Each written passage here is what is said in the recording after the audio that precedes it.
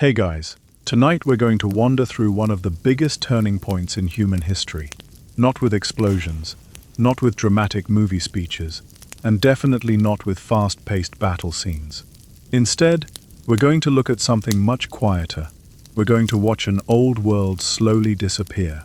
So dim the lights, get comfortable, maybe grab a blanket, and let your thoughts drift as we explore how World War II quietly reshaped almost everything around us. The countries we live in, the technology we use, the food we eat, the jobs people do, even the way governments think about ordinary citizens. It's strange, really. Millions of people lived through 6 years of war thinking they were simply trying to survive another day. They couldn't possibly know they were also building the blueprint for the modern world. And, as history so often reminds us, almost nobody notices they're living through the end of an era until it's already gone. So let's begin. Imagine waking up somewhere in Europe during the summer of 1939. The streets would probably feel familiar. Most deliveries still arrived by rail. Letters traveled through the post. Radio was the newest miracle, sitting proudly in many living rooms. Television technically existed, but almost nobody owned one. Commercial air travel was rare enough that seeing an airplane overhead could still make children stop playing and stare. Many countries still ruled enormous overseas empires. The British Empire stretched across continents. France governed colonies scattered around the globe. The Netherlands, Belgium, Portugal, they all possessed distant territories that seemed permanent. Permanent. History loves that word. It usually means something is about to disappear. Across Europe, kings still occupied palaces. Aristocratic families still held tremendous influence.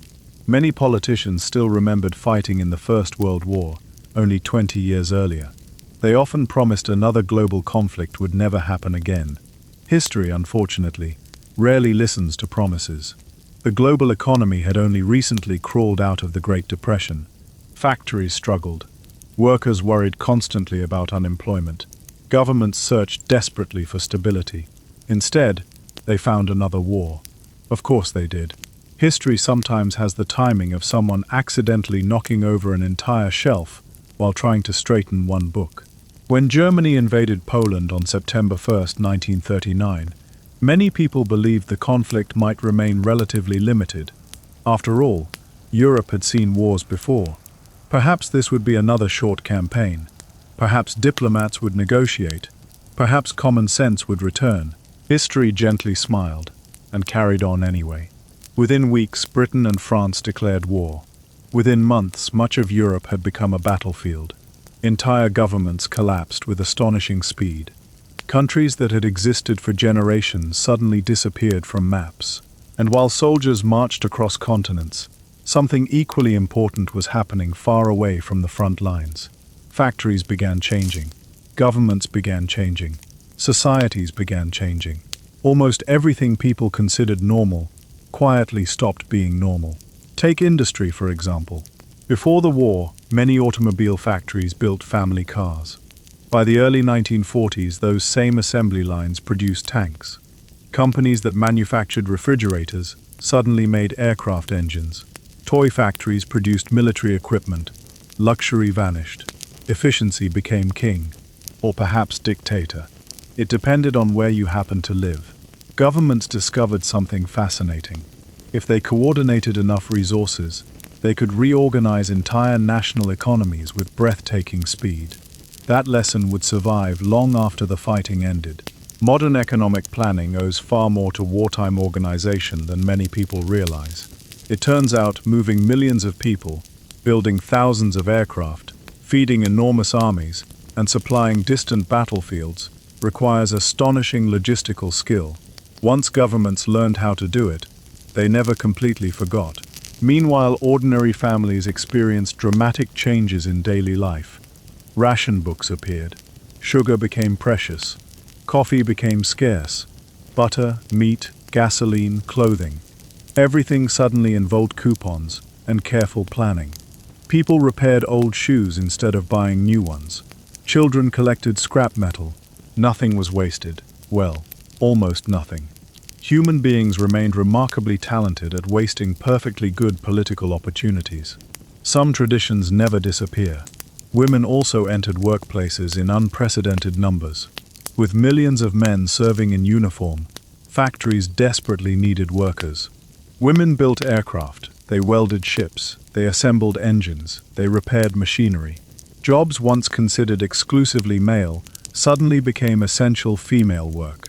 Many employers initially assumed this arrangement would end after the war. Some certainly hoped it would. Reality proved slightly more stubborn. Millions of women had demonstrated beyond question that they could master skilled industrial labor. Returning to the old expectations became much harder afterward. One war had quietly accelerated decades of social change. Nobody planned it that way. History often prefers accidental revolutions. Science changed just as dramatically. Governments poured enormous amounts of money into research. Radar improved rapidly. Medicine advanced. Engineering accelerated. Mathematics became increasingly valuable. Universities suddenly found themselves connected directly to military priorities. The relationship between governments and scientific research would never look quite the same again. One remarkable example involved penicillin. The antibiotic had already been discovered before the war, but producing enough for widespread medical use remained difficult. The demands of wartime transformed manufacturing. Scientists and engineers worked together to increase production dramatically. By war's end, penicillin saved countless civilian lives as well. Sometimes one terrible crisis speeds up progress that later benefits millions. History enjoys complicated ironies. Then came computing. Early computers looked nothing like today's sleek laptops. They filled entire rooms. They consumed enormous electricity. They occasionally behaved like oversized cabinets having existential crises. Still, they represented something revolutionary. Machines could process information, not simply calculate numbers, but help solve immensely complex problems. The foundations of our digital world quietly emerged amid wartime necessity. It's oddly comforting to imagine modern smartphones tracing distant ancestry back to enormous machines that occupied entire buildings. Family reunions would be awkward. Meanwhile, oceans became highways of survival. Merchant ships transported food, fuel, vehicles, ammunition, clothing, medicine, and countless ordinary supplies. Winning battles mattered. Keeping supplies moving mattered just as much. Modern global logistics grew enormously from these experiences. Today, when packages cross continents in days, their organizational ancestry partly reaches back to wartime shipping systems. Strange connections appear everywhere once you begin looking. Even food changed. Governments studied nutrition carefully. How could limited supplies feed entire populations? Scientists analyzed vitamins. Preservation techniques improved. Processed foods expanded. Some wartime inventions eventually became supermarket staples. Not always glamorous ones, but practical usually wins, especially during difficult times. As fighting spread across continents, another transformation slowly emerged. Colonial soldiers fought alongside European armies. Men from India, Africa, Canada, Australia, New Zealand, the Caribbean, Southeast Asia. They served in astonishing numbers. Many returned home asking uncomfortable questions. If we fought for freedom, why don't we possess it ourselves? Empires suddenly faced arguments they struggled to answer. That conversation would grow much louder after the war ended. The age of colonial empires had begun its long goodbye. Not everyone recognized it yet. History rarely sends formal announcements. Instead, change arrives quietly, like fog rolling across a field. You only notice how much has disappeared once you look behind you. Across the Atlantic, the United States experienced remarkable transformation. Before the war, isolationism remained politically powerful. Many Americans hoped oceans would protect them from Europe's endless conflicts. After the attack on Pearl Harbor, that belief largely collapsed. The United States emerged from the war not only victorious, but fundamentally different. Its industries expanded enormously. Its military became permanently global. Its political influence reached nearly every continent. Before 1941, America remained one major power among several. After 1945, It stood near the center of world affairs. That shift would shape the remainder of the 20th century, and, to a surprising degree, our own century as well. On the opposite side of Eurasia, another giant transformed too. The Soviet Union suffered unimaginable destruction. Entire cities vanished. Millions died. Yet when victory finally arrived, the Soviet Union emerged stronger internationally than ever before. Its influence stretched across Eastern Europe. Its army became legendary. Its government believed history had proven its system superior. The United States believed precisely the opposite. You can probably see where this is heading. The Second World War ended. Another global rivalry quietly began. We'll drift into that changing world in the next part, where victory gives way to uneasy peace. New superpowers reshape the planet, and the foundations of today's international order slowly take shape. The war in Europe officially ended in May of 1945. Church bells rang, crowds filled city squares, strangers hugged one another, people danced in streets that, only weeks earlier, had echoed with air raid sirens. For one brief moment, it looked as though the world had finally reached the happy ending everyone had been waiting for. History, however, has always had mixed feelings about endings. It much prefers awkward transitions. Because while millions celebrated peace, another question quietly drifted through government offices across the globe. Now what? Winning a war, it turned out, was only the beginning. Rebuilding an entire civilization was something else entirely. Imagine standing in Berlin during the summer of 1945. Entire neighborhoods had disappeared. Roads ended in piles of bricks. Church towers leaned at impossible angles. Apartment buildings stood open like broken dollhouses, revealing wallpaper, staircases, and empty bedrooms exposed to the sky. The city looked less like a capital and more like someone had dropped civilization from a great height. And Berlin wasn't unique. Warsaw had been devastated. Rotterdam lay in ruins. Stalingrad had become almost unrecognizable. Countless smaller towns had simply stopped existing. Maps still showed them. Reality disagreed. Millions of people suddenly had no homes, no jobs, no schools, sometimes not even official documents proving who they were. Entire families wandered roads carrying whatever possessions had survived. Suitcases, blankets, photographs, perhaps a favorite teacup.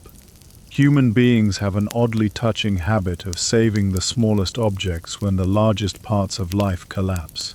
A photograph, a wedding ring, a child's toy, proof that ordinary life had once existed. Governments now faced challenges almost impossible to imagine.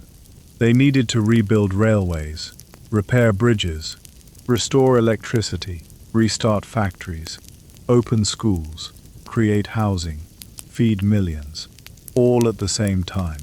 No pressure, just the complete reconstruction of modern society, one brick at a time. In many countries, rationing continued long after the shooting stopped. That surprises many people today. We tend to imagine victory immediately bringing abundance. Instead, bread remained scarce, coal remained limited, fuel remained precious. Even basic clothing could be difficult to obtain. Peace didn't magically refill empty shelves. Factories still had to switch from building tanks back to building refrigerators, from bombers to buses, from artillery shells to kitchen appliances. Changing an economy that large was a little like asking a giant ocean liner to perform a graceful pirouette. Technically possible, not especially fast. Meanwhile, governments had another enormous task. Millions of soldiers were coming home. Some returned after years away. Others had crossed multiple continents before finally seeing home again. Many had left as teenagers. They returned as adults, carrying memories they rarely discussed. People often imagined soldiers returning to cheering crowds and immediately resuming ordinary life. Reality proved considerably more complicated. Jobs had changed, Families had changed, children had grown, parents had aged, neighborhoods looked different. Sometimes entire streets no longer existed, and many veterans carried invisible wounds that few people at the time fully understood. Today we recognize conditions like post-traumatic stress disorder. Back then, people often lacked the language to describe emotional trauma. Someone might simply be called nervous, quiet, different, as though surviving years of war were merely an unusual personality trait. History sometimes takes decades to learn compassion. One remarkable development during these years was education. Governments increasingly realized something important. Modern economies required skilled workers, engineers, teachers, doctors, scientists, technicians. The war had demonstrated just how valuable knowledge could be. Countries began investing far more heavily in universities and public education. A generation that had grown up during depression and war would help build entirely new industries. Many veterans also attended university for the first time, thanks to government support programs. In the United States, the GI Bill opened educational opportunities for millions. Entire middle-class careers quietly grew from policies created after the war. Sometimes rebuilding begins in classrooms rather than construction sites. Housing became another enormous priority. The famous suburban neighborhoods that spread across countries like the United States after the war didn't appear by accident. Returning families needed homes, lots of them. Builders responded with astonishing speed. Entire communities seemed to appear almost overnight. Rows of nearly identical houses stretched toward the horizon, each one modest, each one affordable, each one carrying the promise of stability after years of uncertainty. Some people joked that every street looked exactly the same. They weren't entirely wrong. Finding your own house occasionally required paying close attention. Still, after years of bombs and shortages, predictability sounded rather appealing. Children played in newly built neighborhoods. Parents planted gardens. Televisions gradually entered living rooms. The future suddenly looked domestic, quiet, comfortable, at least on the surface. Because beneath that calm, global politics had begun changing in dramatic ways. The wartime alliance between the United States and the Soviet Union had always been, let's say, professionally polite. They cooperated because defeating Nazi Germany required cooperation, not because they shared the same vision of the future, far from it. One favored liberal democracy and capitalist markets. The other embraced communist one-party rule and centralized economic planning. During the war, those differences could temporarily wait. After victory, they returned with remarkable enthusiasm. It's a bit like two neighbors discovering they both dislike the same noisy rooster. Once the rooster is gone, they remember they also disagree about absolutely everything else. Europe soon became divided. Western Europe increasingly aligned with the United States. Eastern Europe came under Soviet influence. An invisible line stretched across the continent. Soon politicians began calling it the Iron Curtain. The phrase sounded dramatic. The reality proved even more significant. Families found themselves separated. Travel became restricted. Ideas stopped flowing freely across borders. One continent had effectively become two different political worlds. No major battles erupted between the two superpowers. Instead, something stranger happened. They competed constantly, without directly fighting each other. This became known as the Cold War, an oddly understated name. There was nothing particularly warm about it, nor entirely cold. It involved espionage, propaganda, scientific competition, economic rivalry, military alliances, nuclear weapons, and an astonishing amount of mutual suspicion. Imagine two people standing in the same room, holding buckets of gasoline, while politely insisting neither intends to light a match. That was international diplomacy for quite a while. Of course, ordinary people still went to work, raised children, visited neighbors, planted flowers. History often contains this strange contrast. World-changing events unfold, while someone nearby is simply wondering what to cook for dinner. In 1945, another historic institution appeared, the United Nations. The League of Nations, created after the First World War, had failed to prevent another global conflict. Leaders hoped this new organization might perform better. Its goals sounded admirably simple: encourage diplomacy, reduce conflict, promote cooperation, protect human rights, prevent another world war. Simple goals, exceptionally difficult execution. Still, the United Nations became one of the most influential international organizations ever created. Even when countries disagreed, which happened with remarkable consistency, they at least possessed a place to argue before reaching for armies. Sometimes conversation is an underrated achievement. Another lasting consequence of the war involved international law. People increasingly asked difficult questions. Could leaders personally be held responsible for crimes committed during war? Could governments simply claim they were following orders? The post-war trials attempted to establish new legal principles. The idea that individuals, not merely nations, could face justice for crimes against humanity became increasingly important. It wasn't a perfect system. History rarely offers perfection, but it represented a significant shift. Responsibility became personal, not just political. Meanwhile, technology continued racing forward. Radar found civilian uses. Jet engines transformed aviation. Medical advances spread into hospitals. Industrial manufacturing techniques improved consumer products. The same research that had once focused on winning battles now focused on improving everyday life. Well, mostly.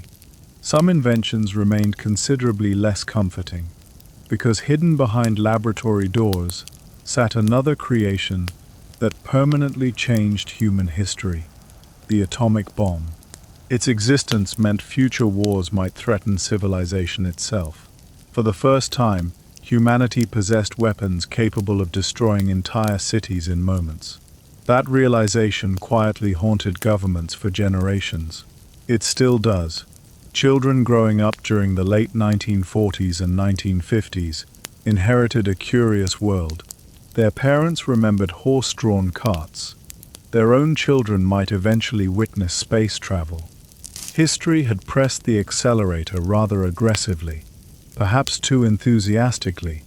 Every decade now seemed to contain centuries' worth of change.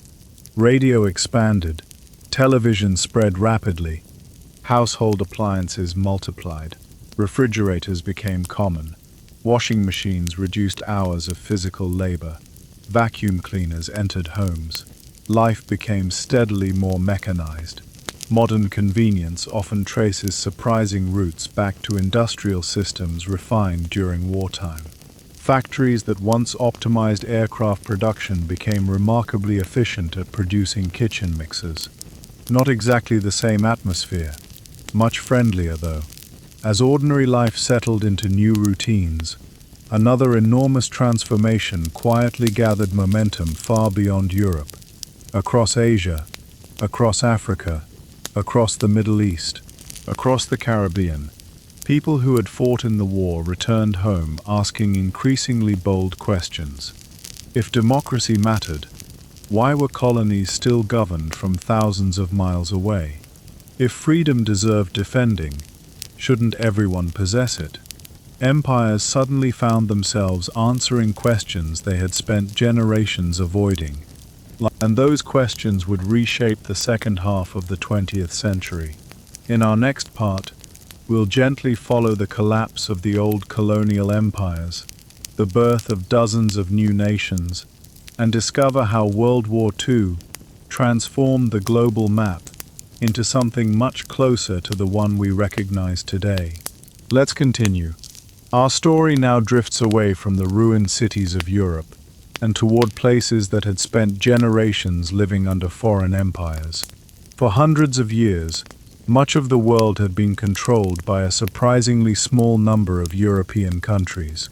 The British Empire, the French Empire, the Dutch Empire, the Belgian Empire, the Portuguese Empire. From London, Paris, Amsterdam, Brussels, and Lisbon, officials governed people living thousands of miles away. Maps in European classrooms often displayed enormous patches of red, blue, or other imperial colors stretching across continents. To many politicians, these empires seemed as permanent as mountains. History, once again, smiled politely. Mountains usually last longer than empires. World War II had changed something fundamental. European countries had won the war, but they had also exhausted themselves. Cities needed rebuilding. Industries required repair.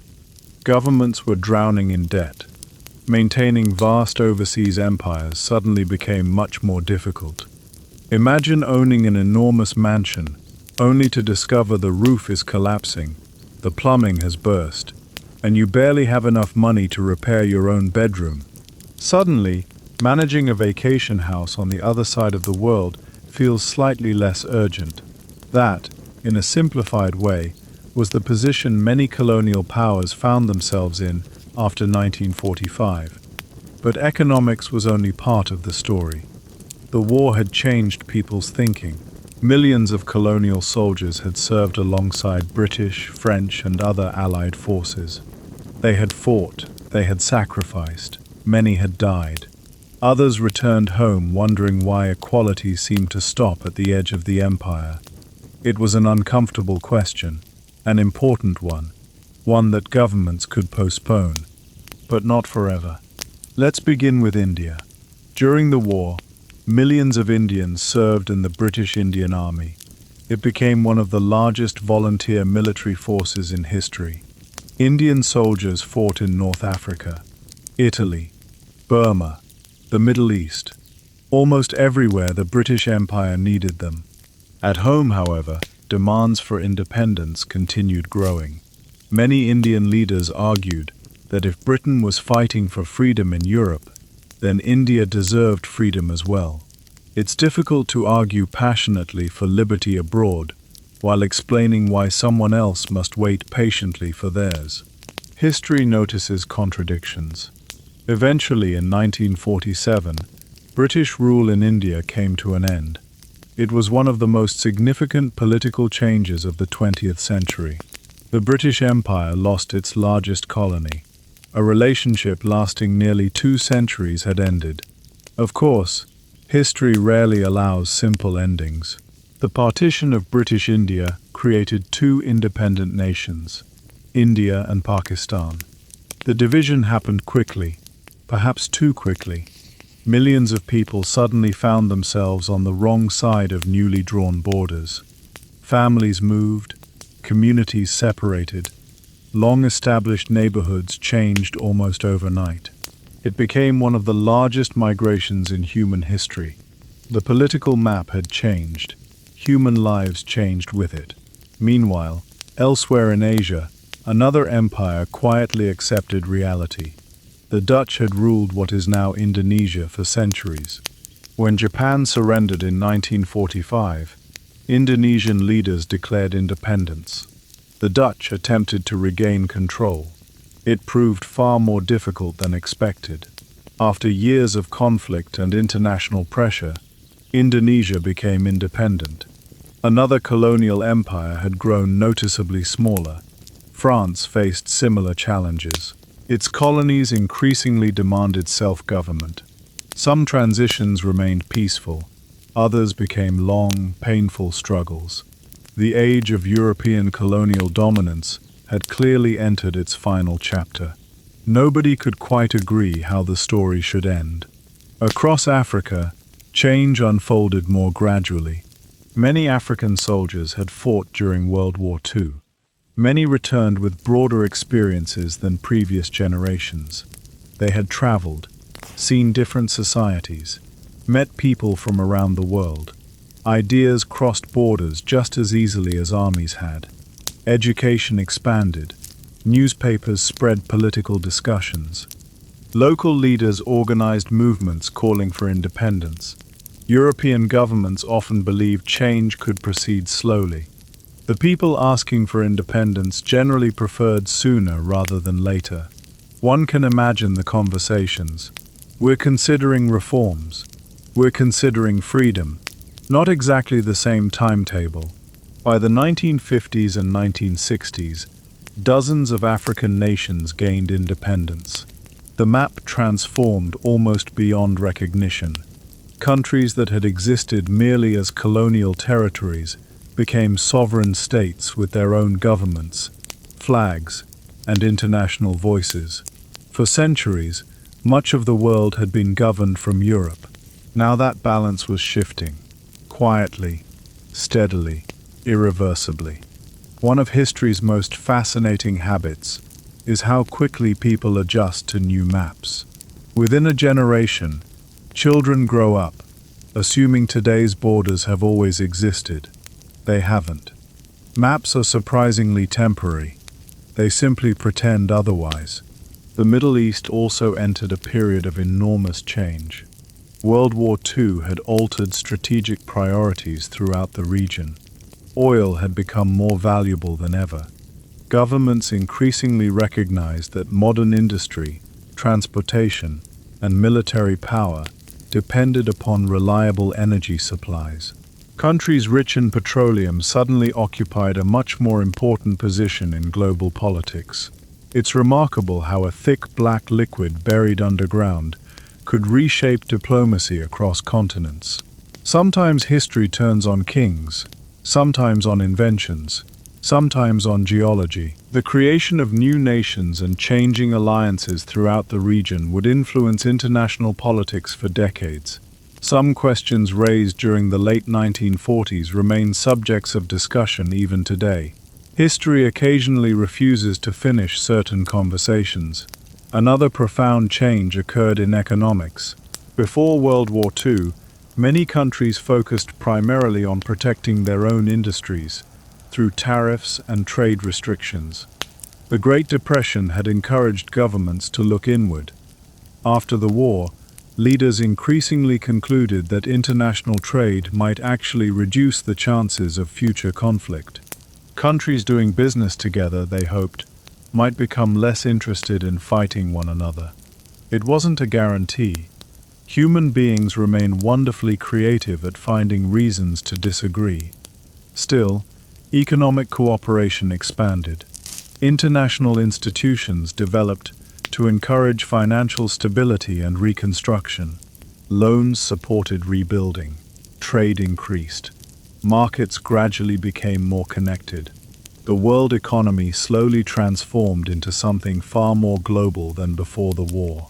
Today, a product assembled in one country may contain components manufactured in half a dozen others.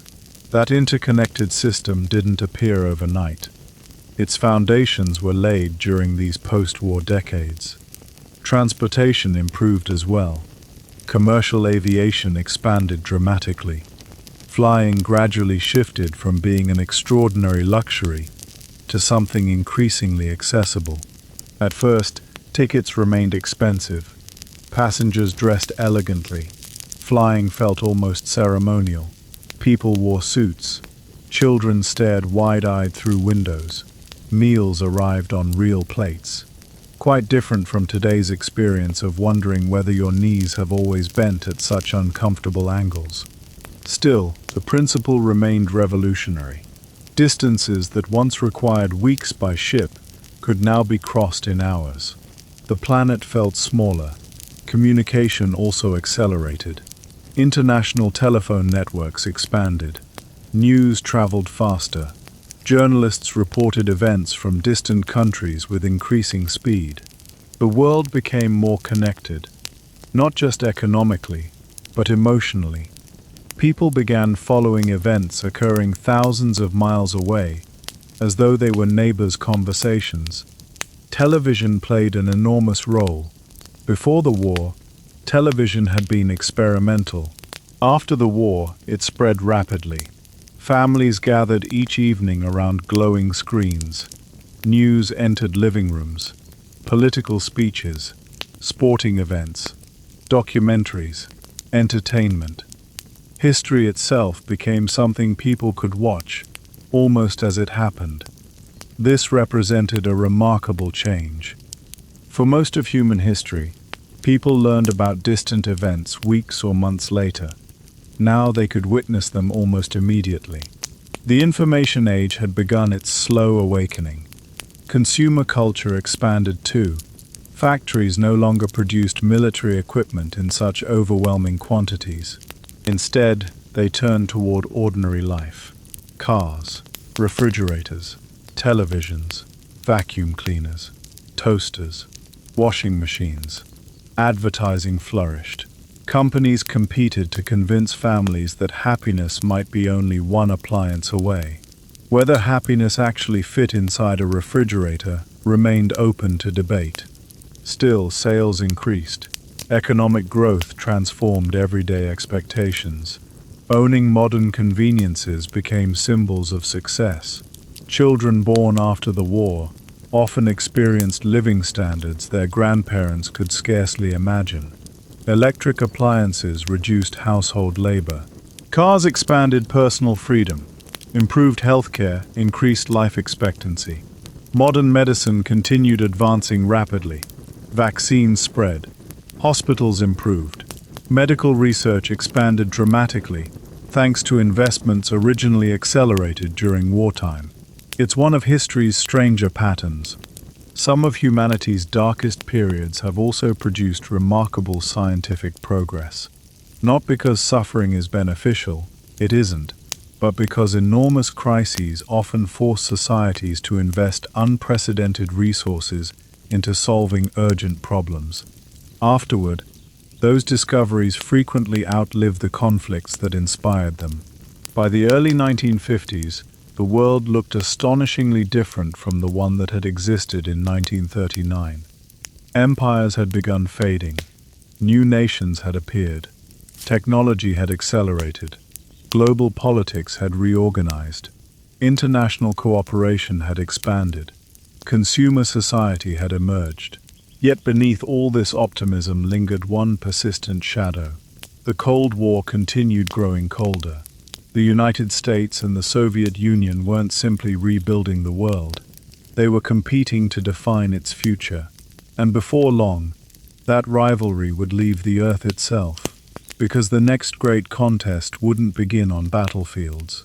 It would begin in laboratories, on launch pads, and eventually among the stars. We'll gently follow that remarkable journey in Part 4, where World War II unexpectedly leads humanity into the space age, the computer age, and the beginning of the technological world we now call home. Let's keep drifting forward. By the early 1950s, much of the physical rebuilding was well underway. Cities were growing again. Factories were humming. Children were filling newly built schools. Families were buying televisions, refrigerators, and, if everything went particularly well, perhaps even a family car. From the outside, life seemed calmer, more predictable. The terrible uncertainty of World War II appeared to be fading into memory. At least, that was the hope, because while ordinary people were busy building peaceful lives, governments had become obsessed with something entirely different: the future. Not tomorrow, not next year. The distant future, the next breakthrough, the next invention, the next advantage. Winning the Second World War had taught one enormous lesson: technology could decide history. Countries that innovated faster often survived longer. That realization changed government thinking forever. Before the war, scientific research had often been left largely to universities, private inventors, and curious individuals tinkering away in workshops. After the war, governments became active partners. Money flowed into laboratories. Universities expanded. Research centers appeared across entire countries. Scientists became national assets. A rather unusual career path, really. One day, you're trying to solve mathematical equations. The next day, government officials are asking whether your equations might help shape the balance of global power. No pressure, just civilization. One of the most dramatic examples involved rockets. During World War II, Germany had developed the V-2 rocket. It was a terrifying weapon, but engineers noticed something else.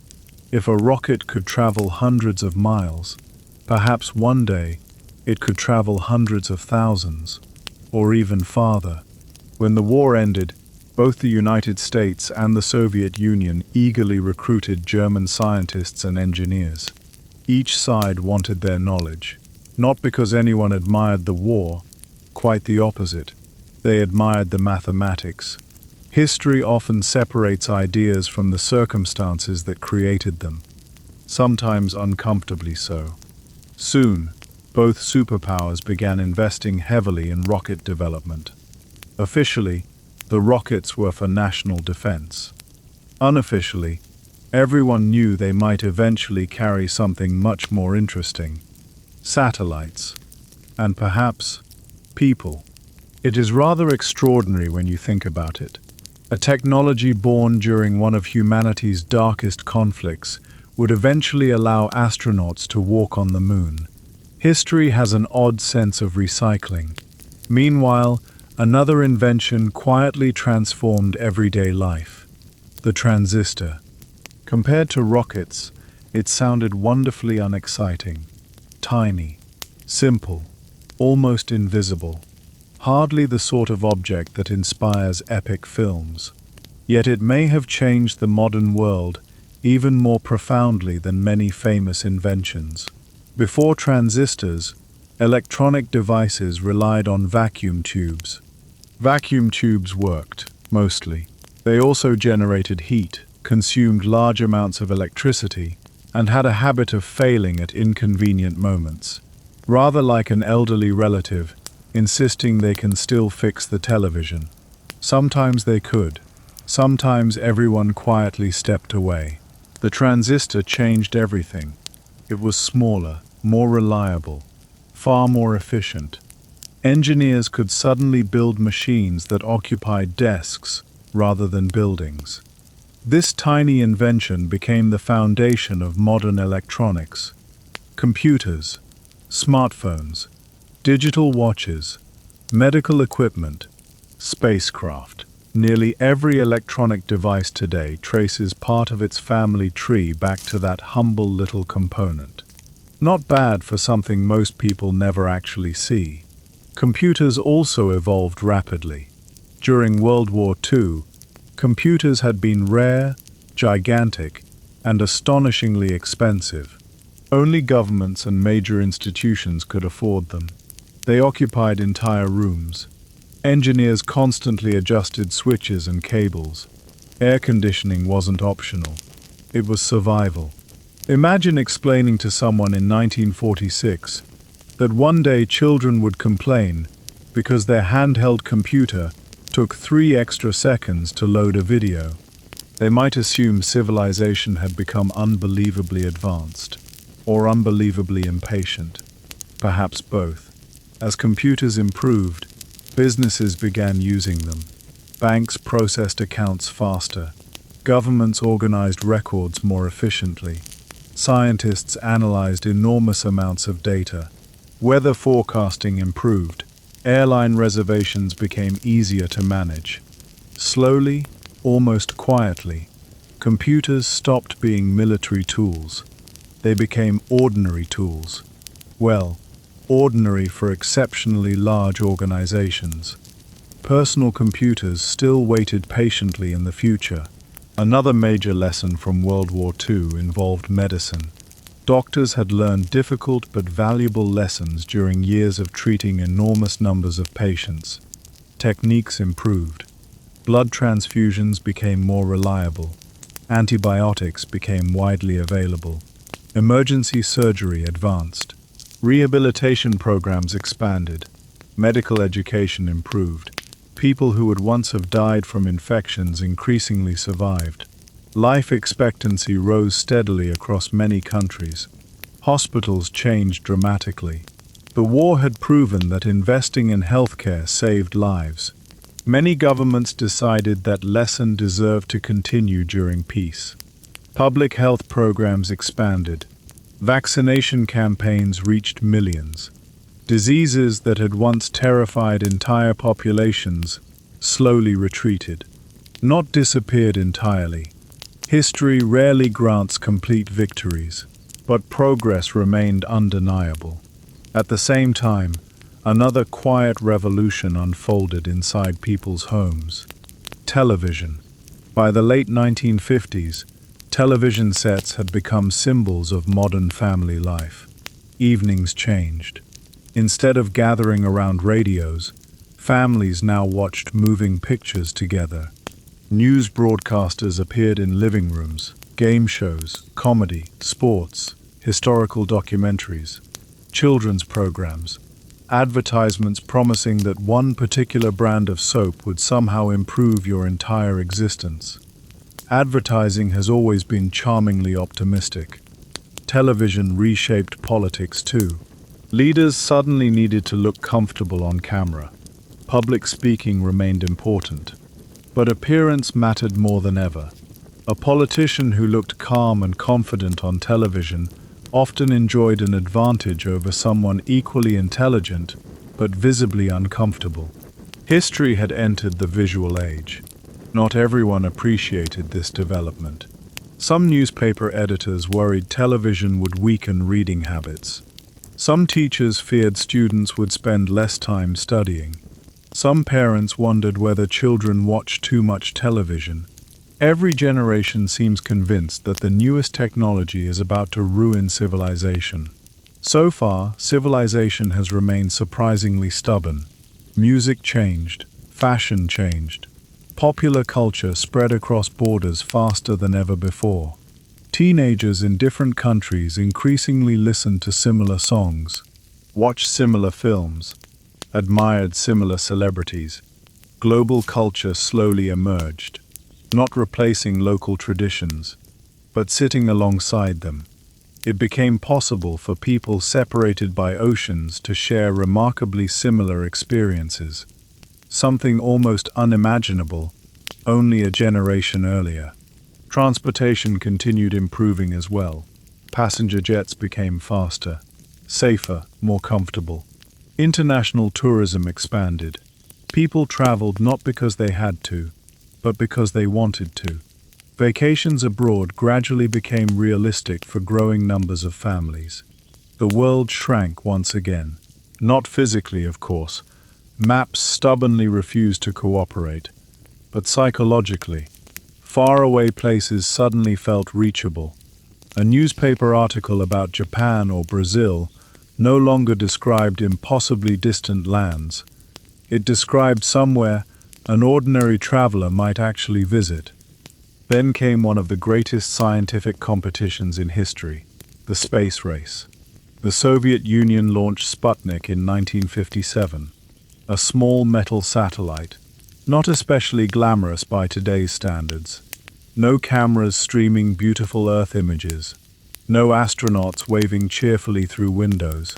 Just a polished sphere quietly circling our planet. Yet its significance was enormous. For the first time in history, humanity had placed an artificial object into orbit. People looked upward differently after that. The sky no longer seemed unreachable. The United States responded by expanding scientific education. Governments encouraged students to study mathematics, physics, engineering. Universities grew rapidly. Entire generations entered scientific careers partly because two superpowers wanted to impress one another.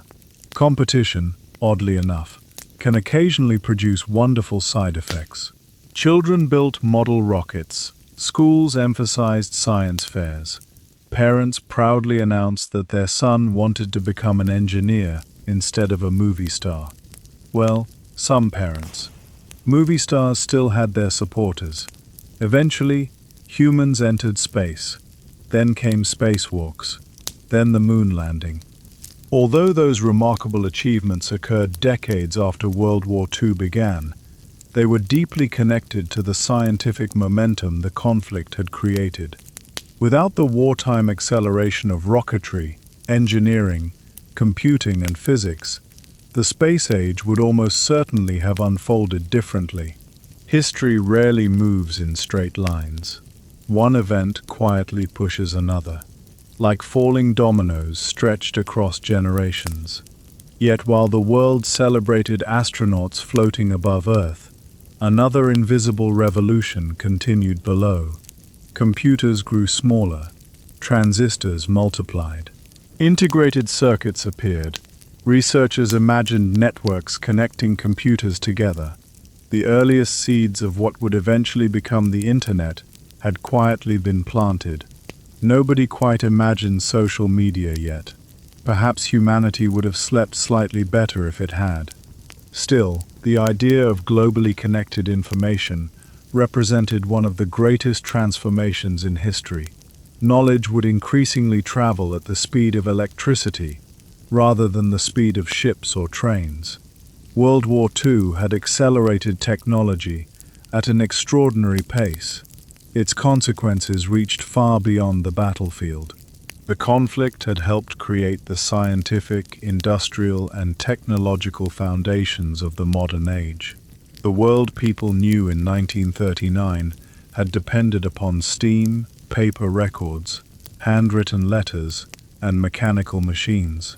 The world emerging by the 1960s increasingly depended upon electronics, aviation, computing, television, and space exploration. It wasn't merely a different decade, it was almost a different civilization. And still, one transformation remained, perhaps the most important of all. Because after witnessing two catastrophic world wars within a single generation, many people began asking a profoundly simple question. Could humanity somehow avoid doing this all over again? In Part 5, we'll explore how World War II permanently changed diplomacy, human rights, international cooperation, and the fragile dream that future generations might inherit a more peaceful world than the one their grandparents had known. Let's settle back in. By the 1960s, much of the physical damage from the Second World War had been repaired. Cities stood where ruins had once stretched for miles. Children who had been born during air raids were now adults, starting families of their own. New apartment buildings overlooked streets that had once been piles of broken brick. If you walked through many European cities, you might never guess that only 2 decades earlier they had been scenes of unimaginable destruction. History heals the landscape surprisingly well. Human memory takes rather longer. One of the most important changes after World War II wasn't something people could see. It was something governments tried very hard to prevent. Another world war. The First World War had been called the War to End All Wars. History politely ignored that title. The Second World War proved just how fragile peace could be. This time, leaders hoped they had learned enough to avoid repeating the same mistakes. Whether they fully succeeded remains open to debate. But they certainly tried. The United Nations became the center of many of those efforts. Representatives from countries around the world gathered to discuss conflicts before they became catastrophes. Sometimes the meetings lasted for hours, sometimes for days. Occasionally they seemed to last long enough for everyone involved to memorize the wallpaper. Diplomacy is rarely exciting. That is, in fact, one of its greatest strengths. If politicians are arguing around conference tables instead of sending armies across borders, the system is doing something right. The United Nations wasn't perfect. No international organization could possibly satisfy every nation. Countries disagreed constantly. Powerful governments vetoed proposals. Smaller nations complained they were ignored. Large nations complained they were unfairly criticized. Human beings remained wonderfully consistent. Yet despite all the disagreements, the organization survived. And perhaps that mattered most, because it created a habit of talking. History has shown that silence between nations can become surprisingly dangerous. Conversation, even frustrating conversation, is usually healthier. Another major lesson involved human rights. The horrors uncovered after the war forced people to ask questions that could no longer be avoided. What rights should every human being possess? Should governments be allowed to treat their own citizens however they wished? Or were there universal standards that applied everywhere? These ideas were not entirely new. Philosophers had debated them for centuries. But after World War II, they suddenly became urgent. The world had seen what could happen when governments operated without limits. In 1948, the Universal Declaration of Human Rights was adopted by the United Nations. It outlined basic rights and freedoms that all people should enjoy, regardless of nationality, religion, or background. Would every government follow it? No. History rarely provides such tidy outcomes, but it established an important principle. Human dignity mattered, not only within national borders, but globally. That idea continues influencing international politics today. War also changed attitudes toward refugees. Millions of displaced people had crossed Europe after 1945. Entire populations had been forced from their homes. The international community gradually developed new agreements designed to protect people fleeing persecution and conflict. Again, these systems were imperfect, sometimes painfully so, but they represented an attempt to learn from recent history. The world had discovered the cost of ignoring human suffering. Many hoped never to repeat that mistake. Meanwhile, another challenge quietly dominated international politics: nuclear weapons. The atomic bomb had changed everything. Before 1945, even the largest wars had practical limits. Armies could conquer cities. Bombers could destroy neighborhoods. After Hiroshima and Nagasaki, humanity possessed the ability to destroy civilization itself. That realization frightened leaders on every side. Perhaps for the first time in history, winning a future global war seemed almost meaningless. If everyone lost, who had really won? The United States and the Soviet Union both built enormous nuclear arsenals. Each believed powerful weapons would discourage attack. The logic sounded strange. Peace through the threat of unimaginable destruction. Oddly enough, it often worked. Not because anyone liked the situation. Quite the opposite. The fear of nuclear war became so overwhelming that both sides generally avoided direct military confrontation. Historians later called this mutually assured destruction, a remarkably honest name. It was essentially an agreement that everyone preferred staying alive, one of humanity's least controversial opinions. Children growing up during the Cold War often practiced emergency drills at school. Families built fallout shelters. Governments produced instructional films explaining what to do during a nuclear attack. Looking back today, some of those instructions appear almost heartbreakingly optimistic. A wooden desk offers many useful qualities. Protection from civilization-ending explosions is generally not among them. Still, people tried. Hope has always been remarkably persistent, even during frightening times. While governments worried about missiles, ordinary life continued improving in many parts of the world. Healthcare expanded. Education became more widely available. Average life expectancy increased. Infant mortality declined. Electricity reached rural communities. Clean drinking water became more common. These quiet improvements rarely receive the attention given to dramatic historical events, perhaps because they happen slowly. History books often prefer battles. Real life usually prefers plumbing. One saves headlines, the other saves lives. Economic growth transformed societies. Many families experienced something their grandparents could scarcely imagine: disposable income, money left over After paying for necessities, people began buying televisions, vacuum cleaners, record players, holiday gifts, family vacations. Consumer culture flourished. Advertising encouraged everyone to purchase the latest model of absolutely everything. Naturally, next year's latest model would immediately make this year's latest model seem embarrassingly outdated. Progress occasionally resembles a very polite race nobody remembers entering. Education expanded dramatically as well. Universities welcomed growing numbers of students. Scientific research continued accelerating. Governments increasingly viewed education as an investment rather than simply an expense. A well-educated population could strengthen the economy, develop new technologies, improve medicine, support democracy, or all of the above. Children who might once have left school early now dreamed of becoming engineers, doctors, teachers, or scientists. Opportunities broadened, not equally, not everywhere, but noticeably. World War II had demonstrated that knowledge could determine national success.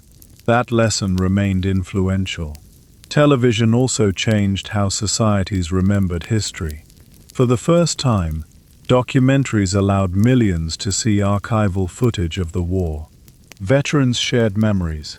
Historians explained events. Entire generations grew up learning about World War II not only through books, but through moving images. The conflict became one of the most carefully documented events in human history. Museums expanded. Memorials appeared. Anniversaries were observed.